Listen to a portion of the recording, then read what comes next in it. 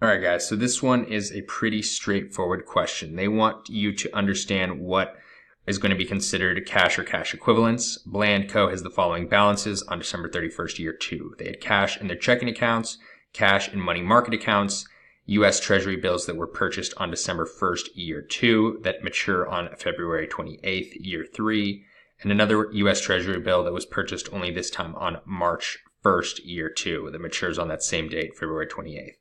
So Bland's policy is to treat as cash equivalents all highly liquid investments with a maturity of 3 months or less when purchased. What amount should Bland report as cash and cash equivalents in its December 31st, year 2 balance sheet? So getting this question right or wrong is literally just a function of reading it properly.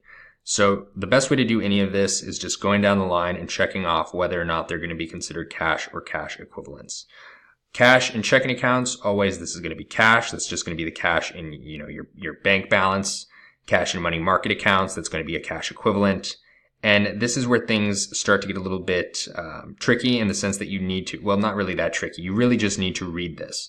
U.S. Treasury bills that were purchased on December 1st and one was purchased on March 1st. But what does Bland's policy tell us? It tells us that we're treating cash equivalents as all highly liquid investments with a maturity date of 3 months or less. So really you just need to look at these dates here. We purchased this on December 1st. It matures on February 28th. That's going to be 3 months. Whereas this was purchased on March 1st and it matures on February 28th as well. That's going to be 12 months. That does not check off, whereas that one does.